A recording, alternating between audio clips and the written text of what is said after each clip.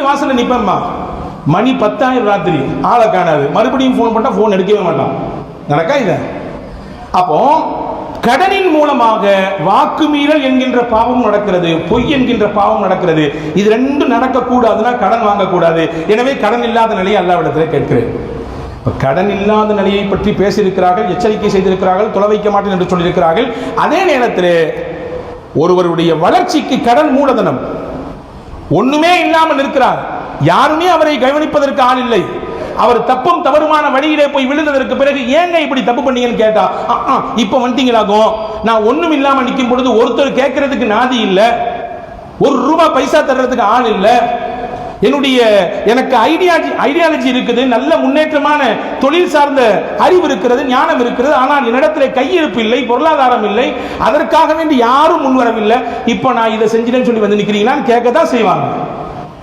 கடன் என்பது ஒரு மனிதனுடைய வாழ்க்கையிலே மூலதனமாக பல நேரங்களில் இருக்கிறது. சையதுனா அப்துர் ரஹ்மான் நௌஃப் ரலியல்லாஹு அன்ஹு தன் வியாபாரத்தை கைனுகா சந்தையிலே துவங்கும் பொழுது கடனை வாங்கித்தான் துவங்கினார்கள். ஆரம்பத்தில் கொஞ்சம் கொஞ்சம் கடனை பெற்றார்கள். அந்த வியாபாரத்திலே அல்லாஹ் வளர்ச்சியை தந்தான். வாங்கியவுடன் அந்த கடனை முதலிலே அடித்தார்கள். கடன் வாங்கும் பொழுது திருப்பி கொடுத்தரணும் எண்ணத்தில் வாங்கணும், அது ரொம்ப முக்கியம். அந்த எண்ணம் இல்லாம போச்சுன்னா எவ்வளவுதான் கைக்கு வந்தாலும் அல்லாஹ் கொடுக்க வாய்ப்பு தர மாட்டான். அந்த எண்ணம் இல்லாமல் போனது என்றால் வாங்கும் பொழுதே எழுதிட வேண்டியதுதான் காந்தி கணக்கு. சிலர் நினைப்பாங்க வாங்கும் பொழுது இது காந்தி கணக்கில் வச்சுக்கோங்க அப்படின்னா முடியாது, பூஜ்ஜியத்தை போட போறான்னு அர்த்தம். இப்போ வாங்கும் பொழுதே கடன் கொடுக்க வேண்டும் என்ற எண்ணத்தில் வாங்க வேண்டும். அப்படித்தான் ஹஜ்ரத் அப்துர் ரஹ்மான் நௌஃப் ரலியல்லாஹு செஞ்சாங்க. ரசூலுல்லாஹ் சொன்னாங்க பாருங்க, ஹதீஸிலே வந்திருக்கிறது, நாளை மறுமையிலே அல்லாஹ்விற்கு முன்னால் ஒரு மனிதன் இருப்பார், அவரிடத்தில் எந்த நன்மையுமே இருக்காது. எப்போ கொஞ்சம் பாரு, ஏதாவது நன்மையுமே வச்சிருக்கியா, கொஞ்சம் பாரியா, ஒன்றும் கிடையாது, எந்த நன்மை என்னிடத்திலே கிடையாது. சரி நீ வாழ்க்கையில என்னத்தான் செஞ்ச, ஏதாவது சொல்லு. அந்த மனிதர் அல்லாஹ்விடத்திலே பேசுவார், யா அல்லாஹ், நான் உலகத்தில் வாழும் பொழுது ரொம்ப கஷ்டத்தோடு கையேறு நிலையிலே வந்து நின்ற மக்களுக்கு கடன் கொடுத்து உதவினேன். சரி, என்கிட்ட ஒரு பையன் வேலை பார்த்தான், அவன்கிட்ட சொல்லுவேன் எப்பவுமே, கடன் வாங்கினவங்கலாம் போய் நீ அந்த கடனை வசூல் பண்ண போகணும், அவங்க கொஞ்சம் தவணையை கூட்டி கேட்டாங்கன்னா தவணையை கொடுத்துரு, ஒரு மாசம் எக்ஸ்ட்ரா கேட்கறாங்க, 15 நாள் எக்ஸ்ட்ரா கேட்கறாங்க, கொடுத்துரு, பிரச்சனை இல்லை. சில நபர்களால் கொடுக்கவே முடியாது, தெவிங்கி போய் இருப்பார்கள், அப்படியே மூழ்கி போய் இருப்பார்கள். எப்படியாவது கொஞ்சம் இந்த கடனை தள்ளுபடி பண்ணிருங்க அப்படின்னு ரொம்ப கையேற நிலையில கேட்டாங்கன்னா பரவாயில்ல, தள்ளுபடி பண்ணிரு இப்படின்னு நான் சொல்லிட்டு அவர்கிட்ட சொல்லுவேன், நம்ம கொடுத்த கடனை வாங்குற விஷயத்துல இப்படி கொஞ்சம் சூதானமா, கொஞ்சம் இப்படி கொஞ்சம் பார்த்து அட்ஜஸ்ட் பண்ணிக்கிட்டோம் சொன்னா அல்லாவும் நாளைக்கு நம்மளை கொஞ்சம் அட்ஜஸ்ட் பண்ணிக்குவானல்ல, அல்லாவும் நாளைக்கு நம்மளை கொஞ்சம் பார்த்துக்குவானல்ல, கொஞ்சம் அப்படி போய்க்கோ, என்கிட்ட எதுவுமே இல்லை யா அல்லாஹ் என்று அல்லாஹ்வின் சன்னிதானத்தில் சொன்னாலும் என்னை கொஞ்சம் அப்படியே கொஞ்சம் நன்மையின் பக்கம் உள்ளே தள்ளிடுவானே என்ற எண்ணத்தில் தான் நான் இப்படி செய்தேன் என்று சொல்லும் சமயத்திலே அல்லாஹ் அந்த அடியான் இடத்திலே சொல்லுவான், உனக்கு அப்படி ஒரு எண்ணம் இருந்ததினாலே அல்லாஹ்வாகிய நான் இப்பொழுது ஒரு முடிவெடுத்து விட்டேன், உன்னை நான் கண்டுகொள்ளவில்லை, போய்விட்டு வா, உன்னுடைய பாவங்களை எல்லாம் தள்ளுபடி செய்து விட்டேன், நீ சொர்க்கத்திற்கு செல் என்று அவனை அல்லாஹ் அனுப்பி வைப்பான் என்று அருமை நாயகம் ரசூலுல்லாஹி ஸல்லல்லாஹு அலைஹி வஸல்லம் சொன்னாங்க. ஆக கடன் கொடுக்கக்கூடிய விஷயத்திலே பெருமானார் பேசியிருக்கிறார்கள். அது ஒரு மூலதனம். பொருளாதாரமே இல்லாமல் ஒரு நிற்கிற பொழுது அவரை வளர்ப்பதற்கான மிக முக்கியமான விஷயமாக அது இருக்கிறது. அதே போன்று பொருளாதாரத்திலே மிகப்பெரிய மாற்றத்தை செய்தவர்கள் எல்லாம் வரலாறு இன்னைக்கும் பசுமையோடு நினைவில் வைத்திருக்கிறது. உலகத்தில் மிகப்பெரிய யூனிவர்சிட்டிகளிலே ஒன்றாக இருக்கக்கூடிய ஆக்ஸ்போர்டுன்னு சொல்லுவோம், பெரிய யூனிவர்சிட்டி எதுன்னு கேட்டால் ஆக்ஸ்போர்டு சொல்லுவோம் இல்லையா?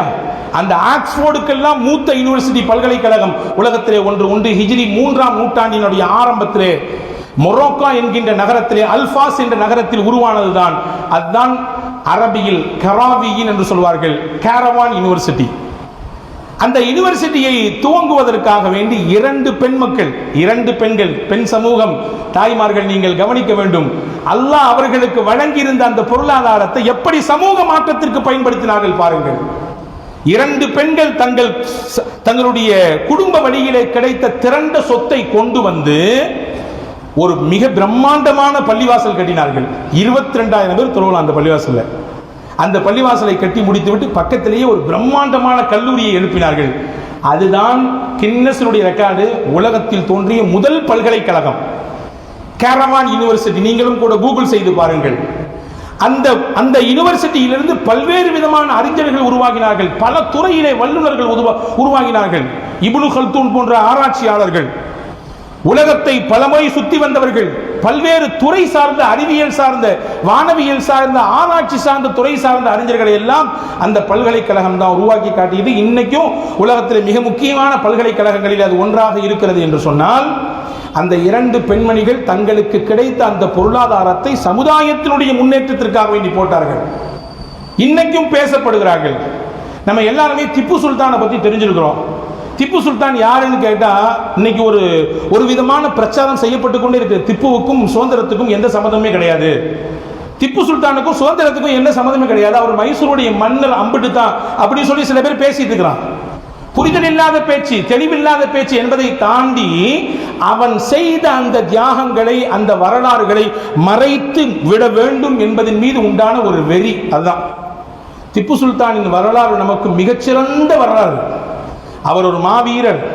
100 ஆண்டுகள் ஓநாய்களாக வாழ்வதை விட ஒரே ஒரு நாள் சீரும் புலியாக வாழ்வது மேல் என்று சொன்னவர்.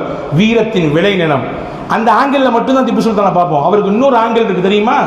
அவர் ஒரு எக்கனாமிக்ஸ், மிகச்சிறந்த பொருளியல் படித்தவர், அது சார்ந்த அந்த துறை சார்ந்த ஞானம் உள்ளவர். எந்த அளவுக்கு எழுதுறாங்கன்னா, அந்த காலகட்டத்திலேயே 1700களிலேயே திப்பு சுல்தான் தங்களுடைய பகுதியிலே விளைந்த பொருட்களை ஏற்றுமதி செய்வார். அங்கிருந்து வெளிநாடுகளிலிருந்து, மேற்கத்திய நாடுகளிலிருந்து ஆயுதங்களை, தொழில்நுட்பங்களை இறக்குமதி செய்வார். பொருட்களை ஏற்றுமதி செய்துவிட்டு அதற்கு பகரமாக என் நாட்டுக்கு, என் பகுதிக்கு அறிவு வேண்டும், அறிவு செல்வம் வேண்டும், தொழில்நுட்பம் வேண்டும், ஆராய்ச்சி துறை சார்ந்த விஷயங்கள் வேண்டும் என்று இறக்குமதி செய்வார். தன் சமூகத்தை பொருளாதாரத்தின் ரீதியாகவும் உயர்த்த நினைத்தார், அறிவியல் துறை ரீதியாகவும் அறிவார்ந்த ரீதியிலும் உயர்த்த நினைத்தார். அவருக்கு தெரியுமா, அவருடைய ஆட்சியில யாராவது தப்பு பண்ணிட்டாங்கன்னா தண்டனை கொடுப்பார். என்ன தண்டனை தெரியுமா? நீ தெருவில் 4 மரம் நட்டணும், 2 மாமரம் 2 பலாமரம். நட்டுறது மட்டும் பத்தாது, நம்மள நிறைய பேர் மரத்தை நடுறான், மர நடு விழா என்று அறிவிப்புகள் எல்லாம் வைக்கிறார்கள். ஆனால் நட்டு விடுத்து விட்டு அதற்கு அடுத்து அதை கவனிப்பதே கிடையாது. அவர் உத்தரவு போடுவார், தவறு செய்தவர்களுக்கு, அந்த குற்றம் செய்தவர்களுக்கு தண்டனை என்ன தெரியுமா? 4 மரங்களை நட்டு அது 4 அடி உயரும் வரை நீ தான் அதை பராமரிக்க வேண்டும். இயற்கை சார்ந்த ஒரு சூழலை உருவாக்க வேண்டும் என்ற சிந்தனையில இப்படியுமான விஷயங்களை செய்திருக்கிறார். இப்ப திப்பு சுல்தான் மிகச்சிறந்த பொருளியலிலே, அந்த துறையிலே சிறந்தவர். அந்த விஷயத்தையும் நாம் இங்கே கவனப்படுத்த வேண்டியது இருக்கிறதாக. தனக்கு கிடைத்த திரண்ட பொருளாதாரத்தை வைத்து நாயகத்தின் காலத்திலே வாழ்ந்த சஹாபாக்களும் சரி, அதற்கு பின்னால் வந்த நல்லோர்களும் சரி, சமுதாய முன்னேற்றத்திற்காக வேண்டி அதை பயன்படுத்தினார்கள். அதனால் மிகச்சிறந்த சமுதாய மாற்றம் கிடைத்தது, சமுதாயத்தின் உயர்வு கிடைத்தது. அறிவாளிகளை மட்டும் கொண்டுமே சமூக மாற்றம் சாத்தியம் இல்லை, அத்தோடு சேர்ந்து பொருளாதாரமும் வர வேண்டும். பொருளாதாரமும் அறிவியல் துறையும் இணைகிற பொழுது மிகச்சிறந்த சமுதாய மாற்றத்தை கொடுக்க முடியும். இப்ப ரசூலுல்லாஹ் ஊக்குவிக்கிறதுக்கான சில வழிகள் சொன்னாங்க. ஜக்காத்தை கரெக்டா கொடுங்க, அதை முறைப்படுத்தி கொடுங்க. சையதுனா உமர் ரலியல்லாஹுடைய காலத்தில் முஆத் இப்னு ஜபல் ரலியல்லாஹு அன்ஹு யமன் தேசத்திலிருந்து ஜக்காத்தை எல்லாம் கலெக்ட் பண்ணி அங்கே கொடுத்துட்டு போக மிச்சத்தை ஒரு 4% அங்கே மதீனாவுக்கு அனுப்பி வைப்பாங்க. உமர் ரலியல்லாஹு லெட்டர் போடுவாங்க, கலெக்ட் பண்ணதை அங்கெல்லாம் கொடுக்கணும், உங்க ஏன் கொடுத்து அனுப்புறீங்கன்னு சொல்லி. அங்கே முஆத் இப்னு ஜபல் ரலியல்லாஹு திரும்ப லெட்டர் போட்டாங்க, கொடுக்கறதுக்கு கொடுத்தாச்சு, மிச்சத்தை தான் அனுப்பி வச்சிருக்கேன், இங்கே யாருடைய வயிற்றுலையும் அடிச்சுட்டு அங்கே அனுப்பல, கொடுத்துட்டு போக மிச்சத்தை தான் அனுப்பி வச்சிருக்கேன். அடுத்த வருஷம் என்ன செஞ்சாங்களா, முஆத் இப்னு ஜபல் அங்க கலெக்ட் பண்ணதுல பாதி இங்க அனுப்புனாங்க. எங்க அனுப்புனாங்க? மதீனாவுக்கு. இதே மாதிரி லெட்டர், அதே பதில். 4வது வருஷம் மிகச்சரியாக முஆத் இப்னு ஜபல் மொத்த காசையும் வசூல் பண்ணி மதீனாவுக்கு அனுப்புனாங்க, ஹெட் குவார்டர்ஸுக்கு. உமர் ரலியல்லாஹு அன்ஹு என்னங்க இது வருஷம் வருஷம் பார்த்தா கூடிட்டு இருக்கு, இப்ப நிறைய வந்திருக்குதே. அப்பதான் முஆத் இப்னு ஜபல் ரலியல்லாஹு சொன்னாங்க, இந்த நகரத்தை நான் எப்படி உருவாக்கி விட்டேன் என்றால் ஜக்காத்தின் வழியாக. இங்கே கொடுப்பவர்களுக்கு மட்டுமே இருக்கிறார்கள், வாங்குவதற்கு ஆளே இல்லை. இப்போ நான் கேட்குறேன், நாமளும் வருஷம் நம்ம நிறைய பேர் ஜக்காத்தை கொடுக்குறோம். நம்முடைய பகுதியிலே, நம்முடைய தெருவிலே, நம்முடைய பகுதியிலே ஜக்காத்தை கொடுக்கும் அளவிற்கு ஒருவரை மாற்றி இருக்கிறோமா? அதுதான் மாற்றம், அதுதான் சமுதாய மாற்றம். வெறும் ஜக்காத்தை அளந்து கொடுப்பது மாத்திரமல்ல, அதன் வழியாக சமூக மாற்றம் கிடைக்க வேண்டும் என்பதுதான் இஸ்லாத்தின் பார்வை. அப்படியான மாற்றத்தை முன்னோர்கள் செய்தார்கள். உமர் பின் அப்துல் அசீஸ் ரஹிமஹுல்லாஹுடைய காலத்திலே ஜக்காத்தை வாங்குறதுக்கு ஆளே கிடையாதுங்க. ஜக்காத் பணம் வந்துகிட்டே இருக்கு, என்ன பண்றது? அவங்க முடிவெடுத்தாங்க, ரோடுகளை எல்லாம் நல்ல ஹைவேஸ் போடுங்கன்னாங்க. நல்ல அகலமான ரோடுகள் விரிக்கப்பட்டது. பயணிகள் தங்குவதற்கான அழகான நல்ல கட்டிடங்கள் கட்டப்பட்டது. இன்னும் சொல்ல போனா அந்த காலகட்டத்தில் நிறைய மகர் கேட்டாங்க பெண்கள், நிறைய மகர் கேட்டார்கள். அந்த அளவிற்கு கொடுப்பதற்கான வசதி இல்லாதவர்கள் எல்லாம் விழிவிதுங்கி இருக்கும் பொழுது உமர் பின் அப்துல் அசீஸ் ரஹ்மத்துல்லாஹி அலைஹி ஜக்காத்தினுடைய காசை எடுத்து அவங்கள்ட்ட கொடுத்து, மகரை கொடுங்கப்பா, பெண்கள் கேட்டாலும் கொடுத்துடணும், எவ்வளவு கேட்டாலும் கொடுக்க வேண்டும் இல்லையா, அந்த ஜக்காத்துடைய காசை கொடுங்க, மகரை கொடுத்து கல்யாணம் முடிச்சுங்கன்னாங்க. இதுதான் சமுதாய மாற்றம். இப்ப ஜக்காத்தின் வழியாக இப்படியான சமூக மாற்றத்தை நபிகளும் ஏற்படுத்தினார்கள். கடன் வழியாக இப்படியான ஊக்குவிப்பை கொடுத்தார்கள், பொருளாதாரத்தில் முன்னேற்றத்தை ஏற்படுத்த செய்தார்கள். அதே போன்று தேவையில்லாத விஷயங்கள் பொருளாதாரத்தில் இருக்கக்கூடாது, அது பொருளாதார வீழ்ச்சிக்கு காரணமாகும் என்பதையும் சொல்லி காண்பித்தார்கள். பொருளாதாரம் ஒரு நாட்டில் வீழுதுன்னா அதற்கான முக்கியமான காரணிகள் என்ன? எந்த நாட்டில் பதுக்கல் இருக்குதோ, எந்த பகுதியிலே லஞ்ச லாவண்யங்கள் பெருத்திருக்கிறதோ, எங்கே மோசடிகள் நடைபெறுகிறதோ, எங்கே வட்டி தாண்டவமாடி கொண்டிருக்கிறதோ, அனாதைகள் சொத்தை பாதுகாக்கக்கூடிய நிலைப்பாட்டிலே யாருமே எங்கே இல்லாமல் போகிறார்களோ, அதே போன்ற அளவு நிலுவையிலே மோசடி எங்கே நடக்கிறதோ, அறிவார்ந்த முறையில் பொருளாதாரத்திற்கான திட்டம் தீட்டக்கூடியவர்கள் எந்த பகுதியில் இல்லையோ அங்கெல்லாம் பொருளாதாரம் வீழ்ச்சியை காணும். இன்னைக்கு கண்டுகிட்டு இருக்கா இல்லையா? ஜிடிபி உயர முடியலையே, உள்நாட்டு உற்பத்தியினுடைய அந்த அளவு ஏறவே மாட்டேங்குது, முக்கி பார்த்தாலும் ஏற மாட்டேங்குது. ஏன்? இங்கே வேலை வாய்ப்பின்மை என்பது அதிகரித்திருக்கிறது. பிரதமர்கிட்ட கேட்டா அவர் சொல்றாரு, வாலிபர்கள்லாம் பக்கோடா போயிட்டு உயிங்க அப்படிங்கிறாரு. என்னடா வேலையை கேட்டா பக்கோடா போட சொல்ற, வேற என்ன செய்வாரு? டீ கடையில் நின்றவர் பக்கோடா தான் போட சொல்வாரு இல்ல?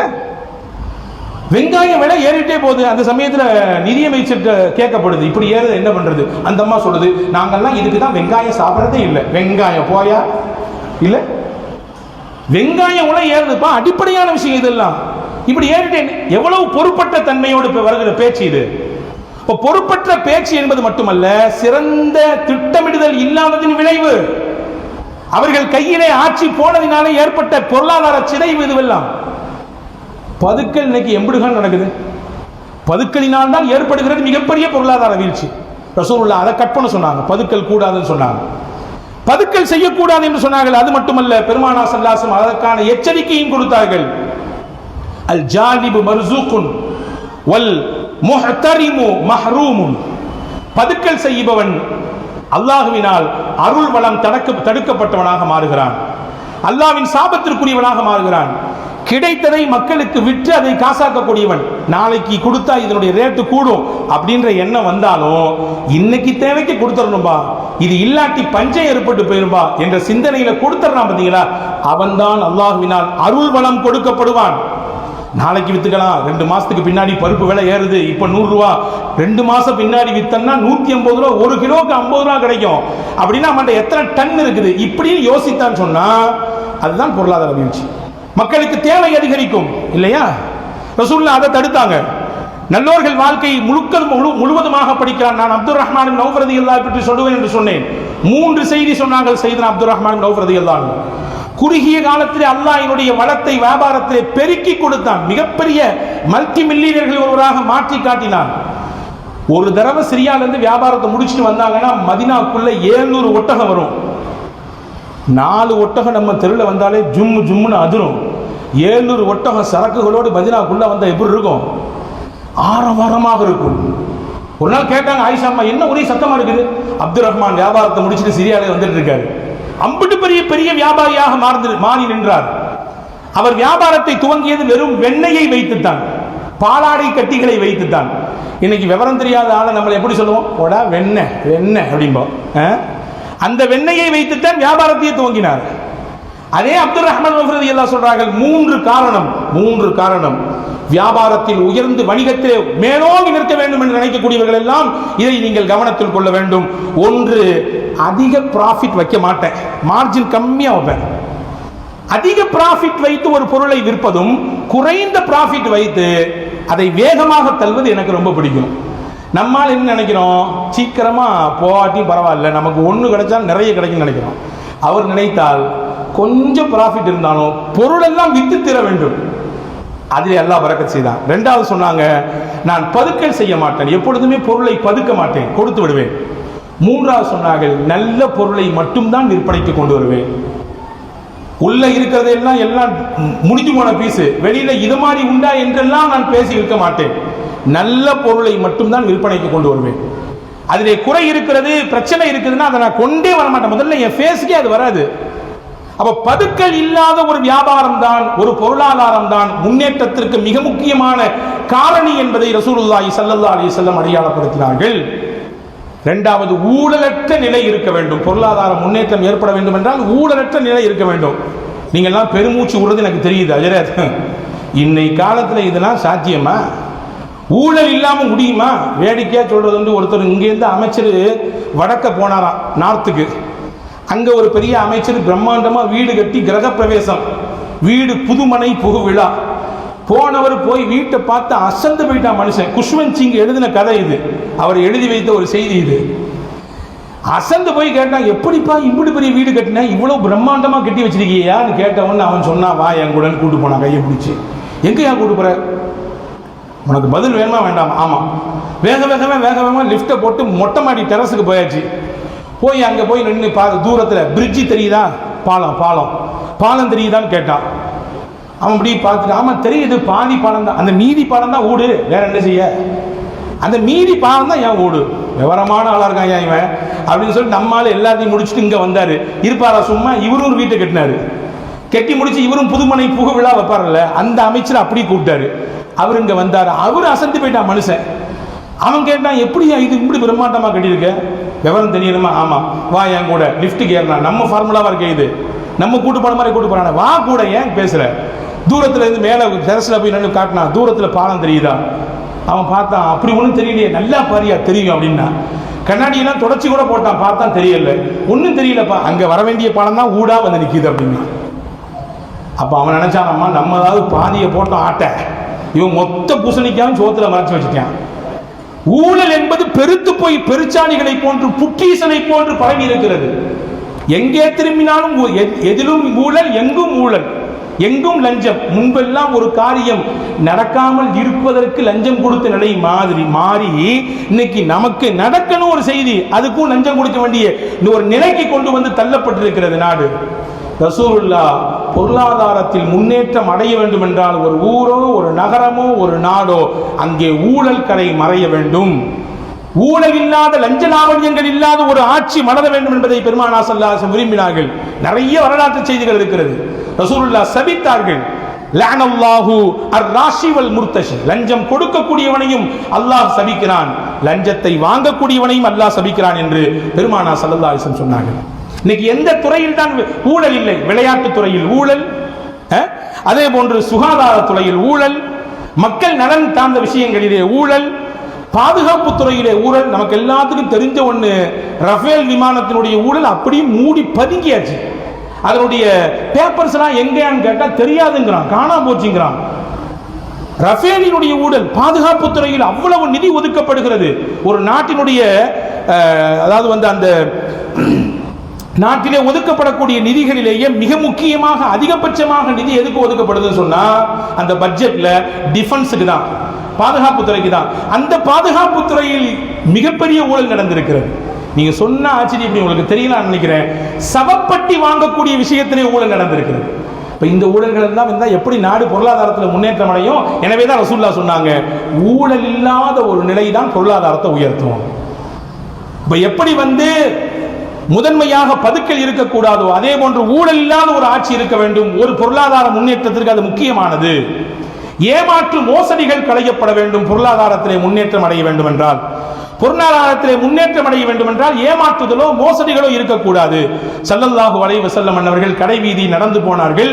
ஒரு தானிய வியாபாரி தானியத்தை குவித்து வைத்துக் கொண்டு விற்று கொண்டிருந்தார். ஸல்லல்லாஹு அலைஹி வஸல்லம் கையை அந்த தானியத்துக்குள்ள விட்டாங்க. பார்த்தா பிசு பிசுன்னு கையில ஒட்டுது, ஈரமா இருக்குது. ரசூலுல்லாஹ் கேட்டாங்க, என்னப்பா இதுன்னு கேட்டாங்க. ரசூலுல்லாஹ் மழையில நனைஞ்சு போச்சு. அப்ப என்ன செய்யணும்? நீங்க நினையாததை எடுத்து தனியா வச்சிருக்கணும், நினைஞ்சதை தனியா வச்சிருக்கணும், அதை மேல வச்சிருக்கணும், மக்கள்கிட்ட சொல்லணும். இப்படி செய்யறது முறையா என்று கேட்டது மட்டுமல்ல, பெருமானார் ஸல்லல்லாஹு அலைஹி வஸல்லம் அவரை கண்டித்தார்கள் என்பதாக நாம் பார்க்கிறோம்.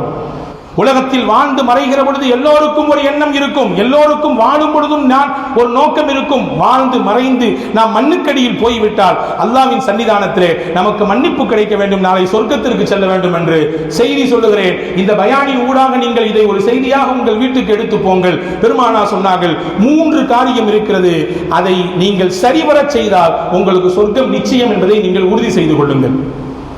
பெருமானார் சொன்னார்கள், மன் ஃபாரக ரூஹுஹு ஜஸதஹு வஹுவ பரீஉம் மின் ஸலாஸ். 3 காரியத்திலிருந்து அவர் மரணிக்கிற பொழுது அவர் விடுதலை பெற்றவராக இருக்க வேண்டும், அவர் அதிலிருந்து விலகியவராக இருக்க வேண்டும். அப்படி இருந்தால் வஜபத் லஹுல் ஜன்னah, சொர்க்கம் அவருக்கு கட்டாயம். ஒன்று என்ன? பெருமை. பெருமையோடு ஆணவத்தோடு அகங்காரத்தோடு வாழ்வதும் தவறு, அது ஒரு தனக்கு இருக்கக்கூடிய பிரஸ்டீஜ் நினைக்கிறதும் தவறு. அந்த நிலையிலேயே ஒருவருக்கு மரணம் வறுமையான அல்லாஹ் பாதுகாக்க வேண்டும். இரண்டாவது சொன்னாங்க, மோசடி இருக்கக்கூடாது. எந்த சந்தர்ப்பத்திலும் எதையும் மோசடி செய்து விடக்கூடாது. ஏமாற்றுதல், பித்தலாட்டங்கள், மோசடிகள் இதுவெல்லாம் வாழ்க்கையில் இருக்கக்கூடாது. அப்படி இல்லாத நிலையில் மரணம் வர வேண்டும். மூணாவது சொன்னாங்க, கடன் இல்லாமல் மரணிக்க வேண்டும். கடனோடு மரணிக்கிறாரு, கொடுக்கிறதுக்கு ஆட்கள் இருக்கிறாங்க, அதற்கான ஏற்பாடுலாம் செஞ்சிட்டாரு, அது வேற விஷயம், அந்த சாப்டரே வரமாட்டோம். ஆனால் கடனோடு ஒருவர் மரணிக்கிறார், அதற்கு நிறைவேற்றுவதற்கு ஆளே இல்லை என்று சொன்னால் பாதுகாக்க வேண்டும் அல்லாஹ். இந்த 3 விஷயம் ஒருவருடைய வாழ்க்கையில் இருக்குமையானால் கடன் இல்லாமல் மரணிக்கிறார், ஏமாற்றாமல் மோசடி செய்யாமல் மரணிக்கிறார், பெருமை இல்லாமல் பணிவு நிறைந்த மனிதராக அவர் மரணிக்கிறார். ரசூல் சொன்னார்கள், வஜபத் லஹுல் ஜன்னah, அவருக்கு சொர்க்கம் நிச்சயம் என்றார்கள். அபூ ஹனீஃபா ரஹிமஹுல்லாஹ் ஆகச்சிறந்த மார்க்க சட்ட மேதை. அவர்கள் மார்க்க சட்ட மேதை மட்டுமல்ல, ஒரு தேர்ந்த வியாபாரி. அவங்களோட ஹஃப்ஸ் இப்னு அப்துர் ரஹ்மான் சொல்லி ஒருத்தவங்க வியாபாரம் செஞ்சாங்க. அதாவது விற்பனையில் அவர் பார்ட்னர். அவங்க அபூ ஹனீஃபா ரஹிமஹுல்லாஹ் ஒரு நாள் ட்ரெஸ் எல்லாம் நிறைய துணிகள்லாம் வந்துருந்துச்சு. ஹஃப்ஸ் இப்னு அப்துர் ரஹ்மான் கொடுத்து சொன்னாங்க, இதுல இந்த துணிகள் மட்டும் கொஞ்சம் டேமேஜ் இருக்குது, விற்கும் போது சொல்லி விற்கணும், சொல்லாம விற்கக்கூடாது, பார்த்து கவனம் அப்படின்னு சொல்லி அனுப்புனாங்க. அவர் போனாரு, ஒரு இடத்துல போய் கடையை விரிச்சாரு, அவங்க வியாபாரம் அள்ளிக்கிட்டு போகுது. அவர் மறந்துட்டார், இமாம் சொன்ன விஷயத்தை மறந்துட்டார். அன்னைக்கு கடுமையான லாபம், 1க்கு 4 மடங்கு லாபம். சந்தோஷமா காசு பணத்தை எடுத்துட்டு வந்து இமாம் இடத்துல கொண்டு வைத்த பொழுது எல்லா பொருளும் வித்துருச்சு. சரி, வித்துருச்சா, லாபம் எவ்வளவு அதுன்னு கேட்கல. முதல்ல என்ன கேட்டாங்க, நான் சொன்னதை நீங்க சொல்லி வித்தீங்களா அந்த பொருளை? அச்சச்சோ மறந்து போச்சே, நீங்க சொன்னதை மறந்து போச்சே, விடுங்க இமாம், ஒண்ணு தானே, பரவாயில்லை. ஹஜ்ரத் இமாம் அபூ ஹனீஃபா ரஹ்மத்துல்லாஹி சொன்னாங்க, அந்த ஒன்னானாலும் அதுவும் ஏமாற்றுதான், அதுவும் மோசடிதான். சொன்னது வேறொன்று, செய்தது வேறொன்று. கொடுக்கும் பொழுது சொன்னது வேறு, அதை வாங்கிய பிறகு அதை பார்க்கும் பொழுது அவர் அந்த மனிதருக்கு ஏற்படக்கூடிய வலி, வேதனை, அது உள்ளபடியே அதை மாற்ற முடியாது.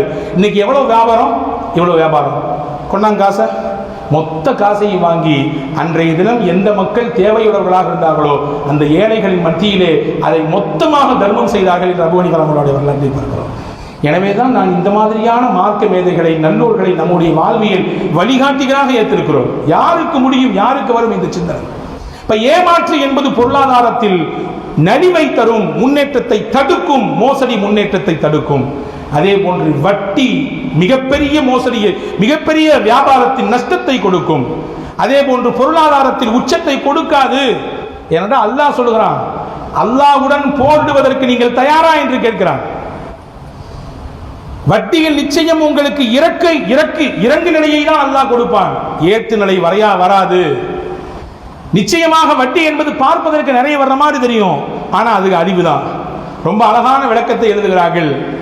நாய் ஒரு தடவை பிரசவத்தின் பொழுது பல குட்டிகளை ஈனும், ஆனால் ஆடு ஒரு தடவை பிரசவிக்கும் பொழுது 2 குட்டி தான் அதிகம். ஆனால் தினம் தினம் இறைச்சிக்காக வேண்டிய எத்தனை ஆடுகள் உலகெங்கும் அறுக்கப்படுகிறது. நம்முடைய கண்களில் ஆடினுடைய எண்ணிக்கை பெரிதாக தெரிகிறதா, அதிகமாக குட்டி இனக்கூடிய நாயினுடைய எண்ணிக்கை பெரிதாக தெரிகிறதா என்றால் ஆட்டின் எண்ணிக்கை தான். காரணம், வளர்க்கக்கூடியவன் அல்லாஹ். இதை வளர்க்கிறான், அதை வளர்க்காமல் தடுக்கிறான். கண்ணிலே பார்வைக்கு 100 ரூபாய்க்கு 10 ரூபாய் அதிகமாக தெரியும், ஆனால் அது அழிவுதான். அதே சதகா இருக்கிறதே, தான தர்மம் இருக்கிறதே, அது வளர்ச்சி தான். ஜகாத் இருக்கிறதே, அது வளர்ச்சி தான். அன்பளிப்புகள் இருக்கிறதே, அது வளர்ச்சி தான் என்று மார்க்கம் சொல்கிறது. ஆக பொருளாதாரத்தில் உயர்வு நிலையை அடைய வேண்டும் என்றால் சில ஊக்குவிப்புகள் வேண்டும், சில மிகச்சிறந்த தேர்ந்த அனுபவமிக்க வழிகாட்டுதல் வேண்டும். அதை ரசூலுல்லாஹ் செய்தார்கள். அதே போன்று சில களையெடுப்புகள் எடுக்கப்பட வேண்டும். இதே போன்று பதுக்கல், மோசடி, அதே போன்று லஞ்ச லாவண்யங்கள், வட்டி போன்ற விஷயங்கள், அனாதைகளுடைய சொத்தை அபகரிக்கக்கூடிய விஷயங்கள், இதுவெல்லாம் களை எடுக்கப்பட வேண்டும். இப்படியெல்லாம் ஒரு நிலையிலே பொருளாதார அமைப்பு இருக்குமேயானால் நிச்சயமாக அந்த ஊரும் சரி, நகரமும் சரி, நாடும் சரி, அந்த சமுதாயமும் சரி பொருளாதாரத்தில் உயர்வு நிலையை காணும். இதை செயல்படுத்தி காண்பித்தார்கள் தங்களின் அந்த 10 ஆண்டு கால மதீனா வாழ்க்கையிலே. இதை செயல்படுத்தி தன்னிகரில்லா தலைவராக ரசூலுல்லாஹ் இன்னைக்கும் மிளிர்கிறார்கள். உலக தலைவர்களுக்கு மத்தியிலே பெருமானார் ஸல்லல்லாஹு அலைஹி வஸல்லம் மட்டும்தான் அப்டேட்டான தலைவர். நிறைய பேர் ஸ்கிரீன்லயே இல்லை, அவங்க முதல்ல வியூவுக்கே வர மாட்டேங்கிறாங்க.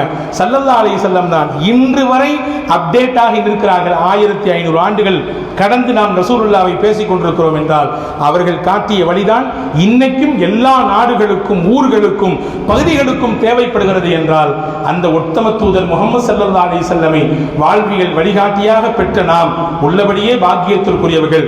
அவர்களுக்காக வேண்டி விழா எடுக்கக்கூடிய நாம் உள்ளபடியே போற்றுதலுக்குரியவர்கள்.